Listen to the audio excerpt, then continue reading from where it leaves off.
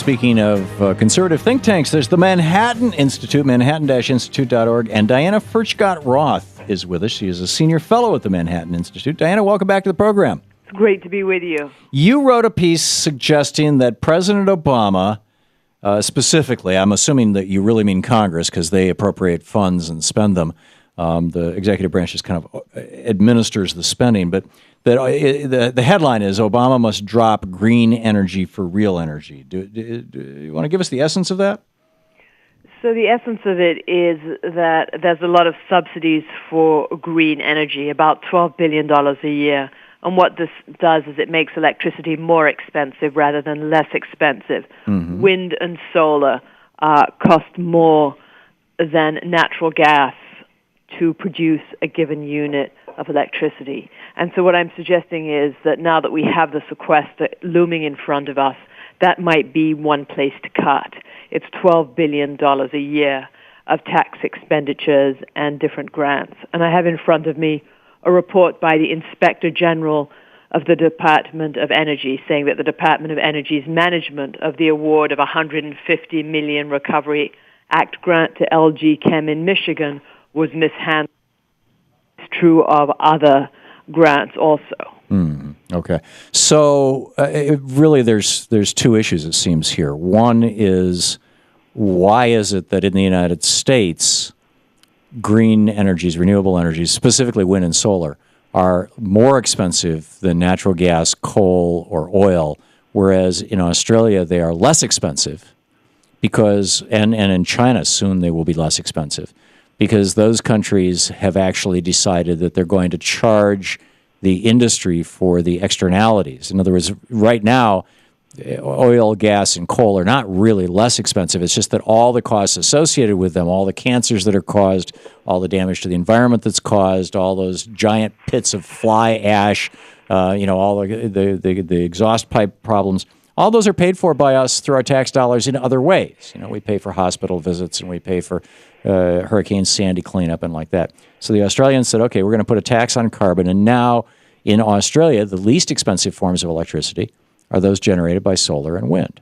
So why don't we do that? Well, first of all, why is it that we are continuing to subsidize the fossil fuel industry?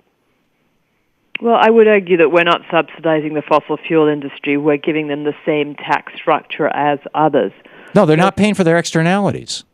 Which externalities are you referring to? Their pollution. They are not paying for that. When the fossil fuel industry, throws carbon dioxide into the atmosphere and it alters our planet's troposphere, it alters our weather ultimately. They're not paying a penny for that. When they put high fractions, the benzenes and whatnot, all the zenes into the atmosphere from burning fossil fuels, particularly gasoline. And people get cancer, and it's 20, 30, 40,000 cancers a year that can fairly clearly be linked to that. They're not paying a penny of any of that stuff. Denmark actually did the math on this and came to the conclusion that there was about $5.50 in externalities associated with every gallon of gasoline, and they put that on as a gasoline tax, which is why gasoline in Denmark is among the most expensive in the world. It's a little over $10 a gallon. And the Danes drive a lot less, and they're generating all their electricity, or not all their electricity, 18% as of about 4 years ago. They're shooting for 36% by the end of the next decade from the wind towers in Copenhagen Harbor and other places. It's why the Germans have solar panels, in every second or third house all over Germany. Germany's just given up its subsidies for solar because they found it's not cost efficient. That's not true. They gave up their subsidies for solar because there's so much solar electricity being produced. Their initial goal had been 3 gigawatts. When they surpassed 10 gigawatts, the average German households were producing so much electricity through solar that their grid couldn't handle it. Now they've got to retool over the next decade. They got to build a smart grid to be able to handle all this electricity that they're developing with all this solar power. I've been there. We did our show from there. I had the German minister on who put the program together. He just died last year. Oh, well, that's too bad. I'm very sorry to hear it, especially since he was responsible for a successful solar program. But to get back to electricity costs, what we're talking about is natural gas. Natural gas pollutes very little. Second, carbon. Fracking pollutes very little?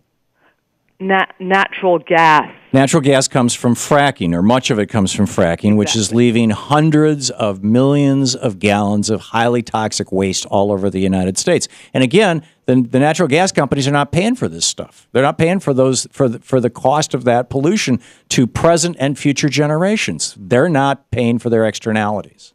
Well, I would argue that it's not highly toxic waste. It's fracking is a safe technology. The aquifer is separated from the shale gas, and it has brought the cost of natural gas down, which is a benefit to the United States. Natural gas is now $3.50 per million BTUs. It's attracting back businesses from all over the world in terms of petrochemicals. It is cheap our energy is because all the rest expensive. of us are paying for the costs, the externalities associated Well, with it. our air has been getting steadily cleaner Okay. over the past 20 or 30 years, and we could have completely pure air if we did not have any kind of technology at all. If we just went back to being cavemen. Is that what you want, Tom? No. What I would like to see hear is I would like to see us do like Australia has done and put a tax on these carbon products so that we can capture these externality costs and have a real apples to apples comparison of the cost of producing energy. Well, you have to realize that it makes electricity, it makes energy more expensive. That also has downsides. It's already more expensive. It's just that we're paying for it in different ways. We're paying for it. I'm paying extra income taxes to cover the hospitalization of people who got cancer from auto exhaust.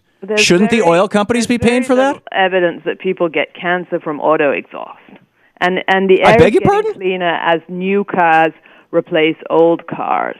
The air is getting steadily cleaner, and interestingly enough, asthma is going up rather than down. One benefit, they say, of cleaner air is we'll have less asthma. Well, the asthma seems to be going up more asthma in large part. There's the hygiene hypothesis. That's a whole different argument. And yes, our regulations, the EPA, these fine government regulations have resulted in somewhat cleaner air, assuming that you're not considering carbon dioxide a pollutant. But that I think we've kind of naturally produced substance. If you want to tax oil companies, maybe you should tax farmers because their animals emit carbon. They emit greenhouse gases too. But those greenhouse gases are not greenhouse gases that were captured 600 million years ago and are only now being released.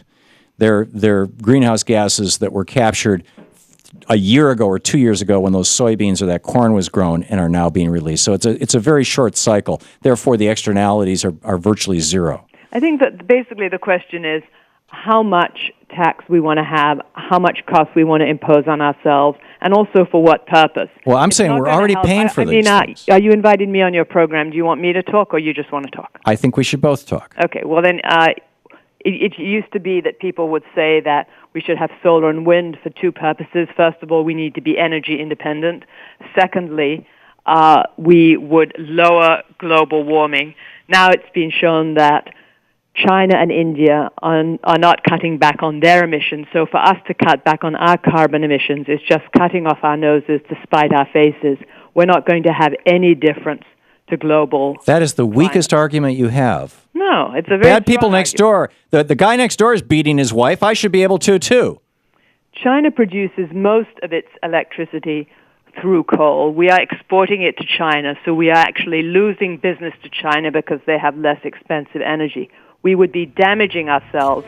We are damaging ourselves, putting in place solar and wind, making electricity more expensive, cutting off job creation in the United States. On that, I will leave you with the last word. Diana Furchtgott-Roth, Senior Fellow with the Manhattan Institute, manhattan-institute.org. Thank you for dropping by. Hello?